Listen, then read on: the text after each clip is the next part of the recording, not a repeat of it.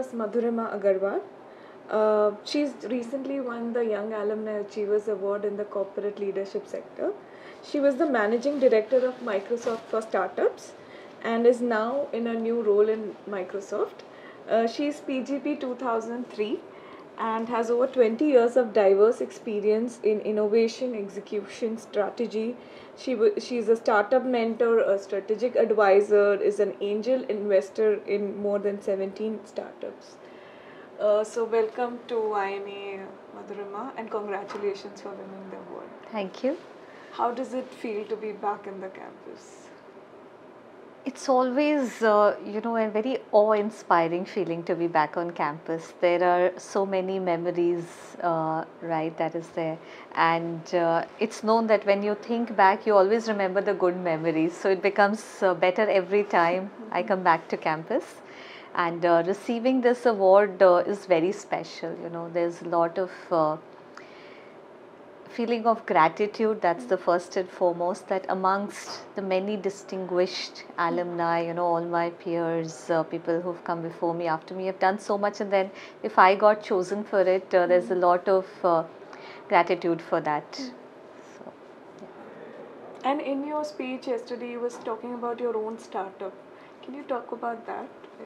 Yeah, so I did my first startup when I was in my undergrad, right? I did my undergraduation from a place called Ranchi, and along with studies, I realized I had some spare time, and having the urge to do something and being from a business family, it was just natural that I wanted to start up on my own. And then, the word startups was not coined. So we just said, I'm going to do a business, and started that, did that for the 2 years prior to applying for IMA and getting through. That was that's the time when internet was just coming into India and everybody was becoming aware about the power of computing and all. So I started my business in that, developed software systems for the local businesses like the local hospitals, schools and all. So yeah, that was a fun time. And how did that help you in your role when you were with Microsoft for Startups? Yeah, see, once anybody has been a founder, right, they develop the appreciation for the challenges that any founder goes through, right? And I think that, coupled with my ability to empathize, right, for any leader, the power of empathy is extremely important. So couple that with my own experience, I think I was able to relate to all the founders, and they felt that I was part of their tribe, having been a founder myself, and really understand what challenges they face, which in turn helped me design the program in a way that would really make a meaningful, positive impact on the life of founders. And I think that's what has helped us, me, the program, the founders, because it's been a win-win. We've been able to solve real problems that founders face, right? Having that first-hand experience also helped me think through what more can be done apart from what standard we offer, right? And sometimes when you're a founder, it's very lonely. Just having somebody you can talk to, somebody who can relate with your struggles, your challenges. Even when you're at the top and a very successful entrepreneur in the eyes of the world, everybody has their own challenges. And I've also trained as a coach, right? So to be able to talk to someone with the complete understanding that whatever you're discussing is confidential, and be open about it, and act as somebody who can act as a sounding board. So I think all of these things have really helped me run this program. And what kind of startups do you look to support, and what key factors do you consider in your decision making process? Yeah, so two parts to it, right? As Microsoft for Startups, we are sector agnostic. So we extend support to startups that are from idea stage till Series C, right? Give them cloud credits, tech mentoring, business mentoring and all. So there are no filters there. Anybody who's a tech product company can apply for that. In my personal capacity as an angel investor, also advisors to startups. Now that's where I do, put some filters. So I work with startups that I connect with the founders well, right? I see the potential not just in the idea, but in the founding team. right? When any startup is in the early stages, there are not many data points. You cannot really do a DCF valuation and say that, this is the right valuation, this is what you know.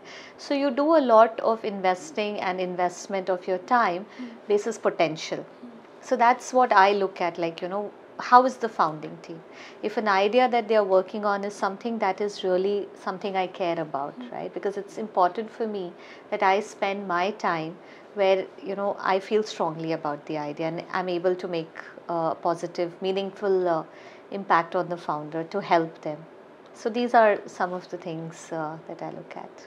And when you joined the company, I think there are more than 10,000 startups that you support in the.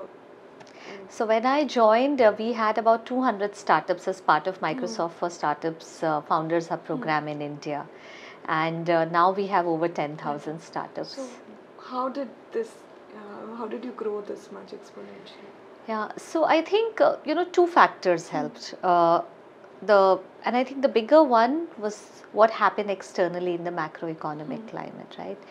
AI became the buzzword, and Microsoft is a leader in AI. And as part of this program, we were extending AI credits as well to all the startups, right? So they were getting access to OpenAI credits, they were getting access to Azure OpenAI, which is Microsoft's own cloud credits, right? And you saw a slew of startups existing and new. Everybody had to start using AI. So when you're getting something, everybody wanted to join the program. So I think that's the tailwinds that the program really got, right? The second, I think, and again alluding to what I said earlier, we were able to identify what the founders need, and the program got tailored to that. So we did things like boot camp, where for 2 days we would invite the top startups to come spend time with us, talk about various topics that are of interest. We would bring in VCs to interact with them. And I think through word of mouth, in the founder community, it spread that, this is actually something useful for founders. So we saw a lot of people coming and joining the program. So yeah, it was fortuitous in a way, the timing as well. And I think the offering that we have for the startups made sense. And now you are in the MCAP's AI transformation office within Microsoft. Can you talk about that? So this is a fairly new division that is being set up, and the primary purpose, as I understand, and it's still in flight, is how do we implement AI across the company, right? And I'm part of MCAP's help, where we are starting with seeing how do we bring in AI in the support side of things. Microsoft has the largest enterprise customer base across the world, right? And but we also are a huge company internally. So how do we start with the internal support and bring in elements of AI? So that's what we did. And as I said, AI is the buzzword. So everything, whether we like it or not, is going to be influenced by AI. And to make, I hope to make a meaningful contribution, that we bring in the good elements of AI and in the right manner with the right processes that is there. And you've been talking about getting more women in technology, in STEM. So can you talk about any initiatives which you have taken to encourage more women? Yeah. This is very close to my heart, right? I was a woman in technology during my undergrad days, and then as a founder as well. And I realized that we have so few role models, right? I would struggle. I mean, I would have a lot of male role models to look at, but sometimes when you have someone similar to you as a role model, it just gives you that conviction that if they can do it, I can do it too. And that's the power of belief, right? So in my personal capacity, I hope to, do that for few people, if not many at least. And I've had a lot of women founders reach out to me. And that's what they just share. They're like, can you share, I'm facing this challenge, can you share how I can solve it? And what I do is I share my journey with them. That, what you're going through is something I went through. So if I can overcome that, so can you. Right? That helps. So that's something that I do a lot, whether it's over LinkedIn or people I meet at the various conferences. I always try to spend some time talking to women founders. Now, talking about initiatives, the previous company I worked at, NetApp, we had a accelerator program there, and I proposed that we start a accelerator program focused on women founders in tech, and we called it NetApp Accelerate Her. And I still remember, when I wrote about it, I got a lot of support from the leadership there, and the CEO of the company actually wrote an email personally to me, to applaud this initiative. And those are the kind of things that tells you that the organization really cares about it, and they help you get the resources that's there. And today, via NetApp Accelerate Her, I don't have the latest statistics, but I think we've had some very good women founders. Tech, because we always talk about we don't find women in tech. Solid ones doing some really cutting edge work come out of there. So that's something I care about. Also, in my when I'm doing investing, if I have a women founder who's pitching, I would definitely make sure at least to give it slightly more than average attention and see if I can really help them. I'm also associated as a mentor with some women focused tech funds, right, who invest in women founders. So I think in these small ways I'm trying to see how I can make a difference. I'm also a mentor to women in tech students who are there in college, and also there's not just in India. Even in Ghana, there are universities like the Shiesi University. I'm a mentor there, so I'll be mentoring a few women students there who are building a career in technology. Wow. And what do you think the tech industry can do to be more inviting for women?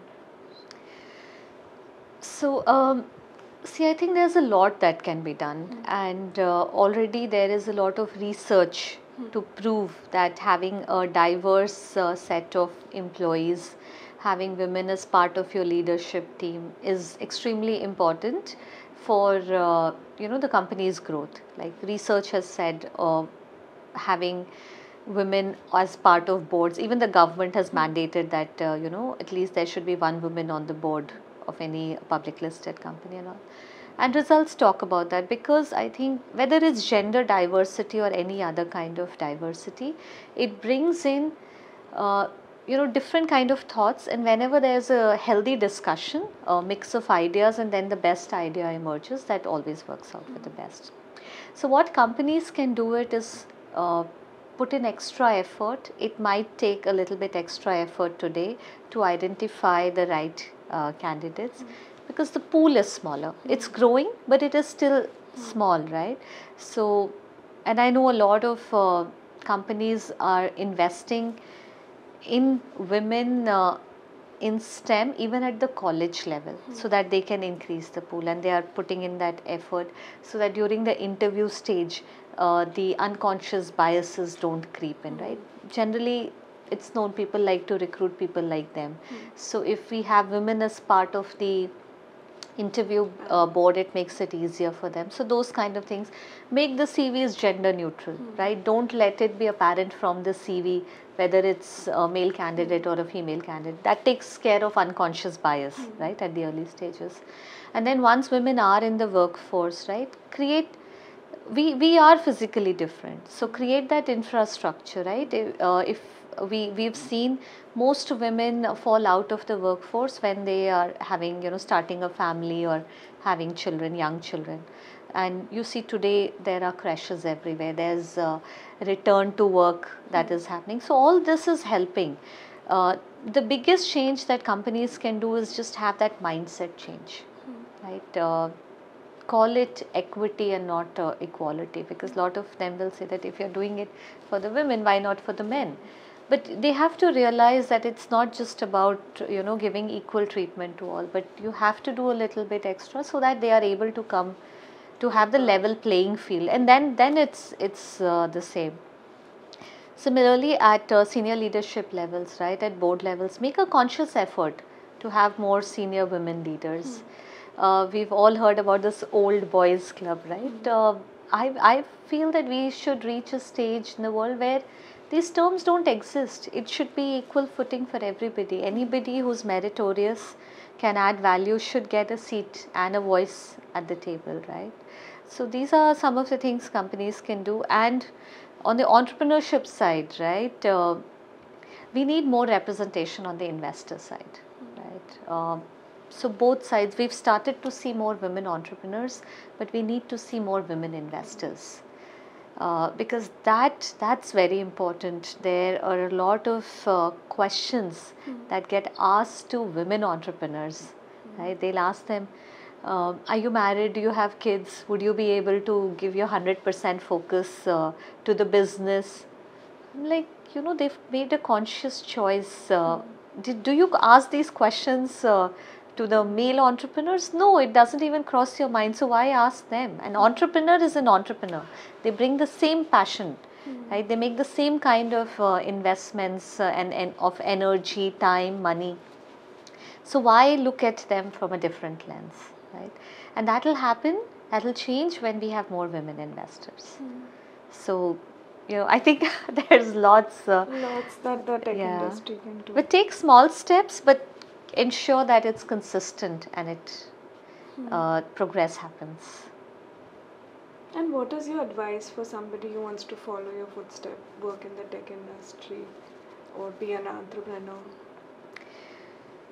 So, a few things, and this is just from my experience, what I have learned. First is, you need to have firm belief in yourself, because there will be so many naysayers, so many people who will tell you that you can't do it. So one needs to have that belief that I can do it. And I think more than that, if you can find someone else who has that belief in you, which is unshakable. Because when you're going through tough times, right, that belief sometimes gets questioned. But if you have someone by your side who will say, no, you can do it, that is very important for anything, right? Whether it's entrepreneurship, whether it's technology, whether it's a personal challenge or anything. So very important to find that belief in self and somebody who will champion you. The second thing is one needs to be open to change, right? Things never go as planned. I am sure that what I had planned for my life 25 years ago, 20 years ago, 5 years ago is not how it has panned out. But it has still panned out well, right? The reason being that if change happens, take it in your stride. See what's the best you can do from that point onwards. What is it that will take you towards your goal then? So have plans, but be adaptable to change. That is something which I think has really helped me. I probably never thought I will be in a position I am where I had a general idea, what I wanted to do. But taking up opportunities as they come, what is happening outside in the market, keep upskilling myself. That's very important. So I took a break from full-time job both the times when my kids were born, right? I wanted to spend time with them. And probably I had a lot of people saying, why are you doing that? That's a very wrong decision. But I had that conviction that this is what I want to do. This is what will give me happiness and fulfillment, not just now, but even later in life. But what I did ensure that while I was not in a full-time role either as an entrepreneur or an employee, I was still doing things which made sure that I was keeping up with the times. So I became a visiting faculty at TAPMI. I was a visiting faculty at Symbiosis, where I was teaching the subjects that I really enjoyed about. So I was, making sure I have given the time to things that I care about in my personal life. And I'm also making sure that I'm adding value to my resume, right? So those kind of things is something that one should think about. So if you are in a situation which is not ideal, probably think what's the best you can do, and always invest in yourself, right? One mistake I realized I did was I was not a very social person, right? I didn't keep a lot in touch with people and all. But when I realized that, I started to put in effort, to meet old friends, ensure that I invest in relationships, talk to, keep in touch with people I enjoy talking to, right? So form few but deep relationships. So these are, some of the things. But everybody will have a different path, right? They'll all chart out their own path. Build your own story, as they say, be the heroine of your own life. Otherwise, somebody else will take charge, and you don't want that. True, true. And after winning this award, what are your plans? What do you aim to achieve in future, personally and professionally? Yeah, so getting this award has been quite humbling, right? As I said, I was wondering, really me? So some of my friends nominated me and then said, okay, let me put trust in their belief and move forward with it. So I think this award for me, is it's an embodiment of all the hard work that my parents have invested in me while growing up, and I've seen how they've struggled to make sure that I get the best of everything, best of education, all the opportunities, despite all the struggles they had. So that's one. And then, post marriage, my husband has been a constant pillar of support. So I think I owe it, and my family, like my kids, they've put up with a lot, right, with my erratic schedules and all. So I hope that with this award, I'm able to, give back more to them, fulfill what they expect I would do, right? Also, this award has the brand IMA associated with it. So live up to the standards. We've had such illustrious alumni, so many wonderful people who won this award before me. So I hope I am able to do justice, do well in the fields I choose to continue in.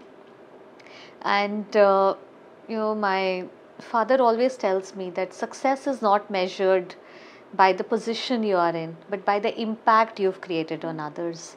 So hoping to create a positive impact in, other people's life, in society. And I think it all starts at home, in the community one lives in, and then the broader workplace. So hope to, you know, fulfill all the expectations, and it's a lot of expectations, I think, and just go with the flow, as I say, right? uh, I'm a little bit spiritual, so I hope and I totally believe that whatever plans God has made is for the best. uh, so yeah, we'll see how it goes. I'm also a certified independent director, so hoping that now that I have some more time, I'll be able to take up some board positions and be able to contribute to the growth of another company. That's one way of me creating a positive impact in other people's lives. So yeah, that's there. Wish you all the best for it. Thank you so much. Thank you for speaking to us. Thanks.